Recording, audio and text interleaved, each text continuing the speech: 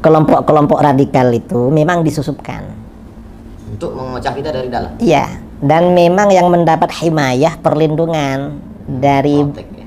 mendapat protek dari barat, kemudian juga dana tamwil, itu kan kelompok-kelompok radikal. Besar duitnya gitu.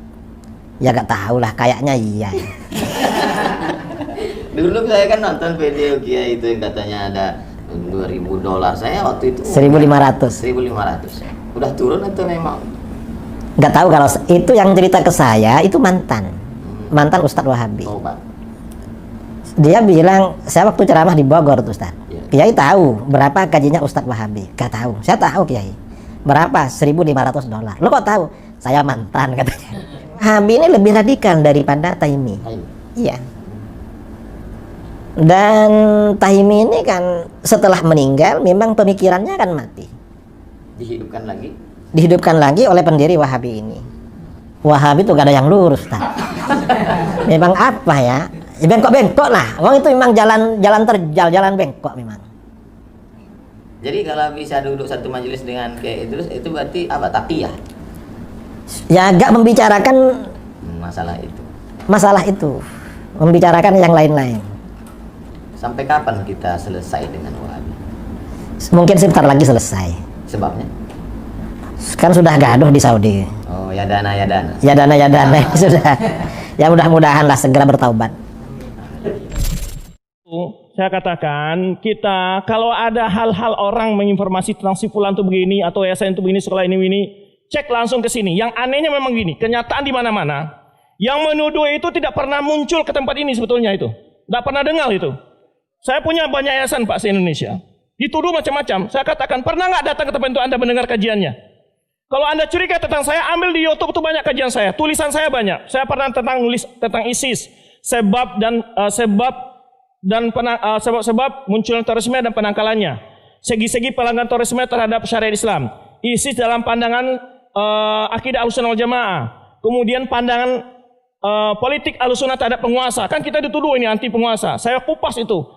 Kemudian apa itu Wahabi, dan kan sering juga dituduh ini itu Jamur Ramah aliran Wahabi. Kemudian juga terakhir saya tulis itu jurnal resmi, bisa dicari di internet, di jurnal STDI Imam Syafi'i. Terakhir adalah klarifikasi Syekh Muhammad Wahab terhadap tuduhan-tuduhan di masanya yang pada hari ini masih dikembangkan tuduhan-tuduhan itu, sudah itu dijelas dan dijawab. Dan saya juga pernah kumpul dengan Bakas Wampol, Pak, sama dengan tuduhan itu, tuduhan-tuduhan yang nggak jelas itu. Saya bawa itu makalah-makalah saya dan rekaman video saya tantang. Ini Pak, ini bukti bagaimana kami itu radikalisme atau tidak. Pak Kiai yang menuduh saya sebagai radikalisme, tolong tunjukkan satu tulisannya atau satu ceramahnya.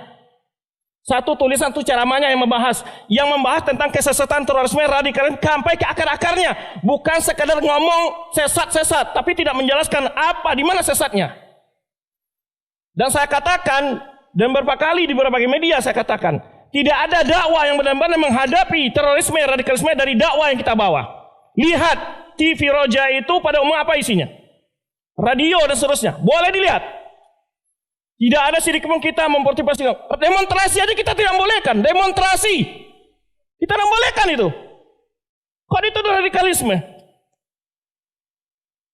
Nah, sebetulnya nan sering ambo sawikan, sebetulnya bukan khilaf pendapat tapi khilaf pendapatan.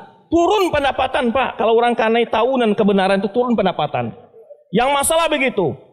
Menurut informasi tadi dari salah seorang pengurus yayasan, karena sekolah kita ini bermutu, lalu sekolah-sekolah lain anak-anak yang juara masuk ke sini, akhirnya mereka kurang murid. Ini yang bikin cemburu sebetulnya. Ini memang kesalahan Yayasan Ar-Rahmah ini. Kenapa skalanya bermutu? Itu salahnya. Salahnya di situ, Pak. Di mana-mana begitu. Saya pernah di Madura, di Sumeneb itu berdebat dengan Isur Lamli, yang itu tokoh NU itu. Saya pernah berdebat dengan dia. Saya itu diundang tanpa diberitahu, dijebak. Disediakan video.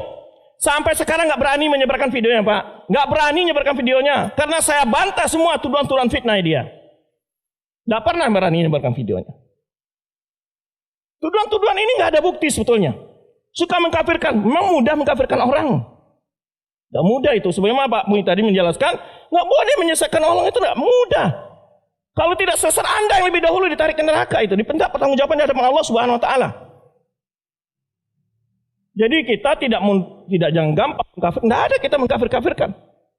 Ya, maka ini saya katakan kembali, tolong kepada pihak keamanan apapun saja, saya katakan di mana kadang-kadang tolong satu kompi Intel hadir di kajian-kajian saya nggak masalah. Satu kompi Intel dah, kirim. Ada yang curiga nggak? Silakan. Saya katakan nggak ada, kita ini terbuka, nggak ada tertutup. Bahkan setiap kajian ini saya tanya tadi, pengurus dia undang nggak? Pejabat-pejabat undang Ustaz, termasuk Kemenak, tapi nggak pernah datang. Loh, gimana caranya? Datang ke sini dengar pengajiannya, rekam, ada yang salah, panggil penceramah itu. Oh, ini salah kajian kamu ini. Gitu. Jangan gentleman, jangan fitnah-fitnah. Karena saya mulai dengar, ya, mulai diisukan sebagai aliran Wahabi, mulai diisukan sebagai radikalisme, dan itu dulu awal-awal saya ke sini saya sudah bilang waktu itu. Kalau ada tuduhan-tuduhan, tolong panggil para ustadz ke rumah saya kalau ada kecurigaan. Ya, itu sedikit mukadimah saya jelaskan.